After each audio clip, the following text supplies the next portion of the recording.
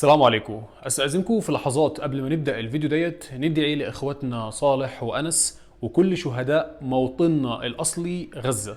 يلا نبدا الفيديو.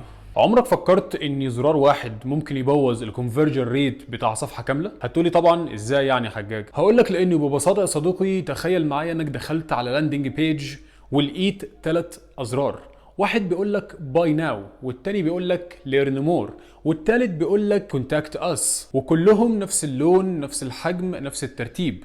طبيعي جدا ان انت ما تاخدش اكشن، وده لان مخ الانسان محتاج هيراركي واضح زي ما شرحنا في الفيديو اللي فات، محتاج يعرف يروح فين الاول. وعشان كده محتاجين نفرق بين انواع البوتونز، وهم 4 انواع. اول نوع وهو البرايمري بوتون، وده اهم اكشن في السكرين اللي بيبقى واقف عليها اليوزر، وركز معايا وصدقني هو بيبقى واحد بس في السكرين. تاني نوع وهو السكندري بوتون، وده اقل اهمية من البرايمري ولكن ليه دور. تالت نوع وهو الجوست بوتون، وده بيبقى للحاجات اللي مش عايزها تاخد من اليوزر تركيز كبير. ورابع نوع معانا وهو CTA او الكول تو اكشن، وده بقى يا صديقي زرار هدفه الاساسي تحويل اليوزر لليد بعدين لكلاينت. فلو الصفحه عندك كلها برايمري بوتونز، واستنادا للحكمه اللي بتقول لولا وجود عكس المعنى ما كان للمعنى معنى، فمعنى كده مفيش برايمري اساسا، وده لانك ما استخدمتش اي نوع تاني غير البرايمري.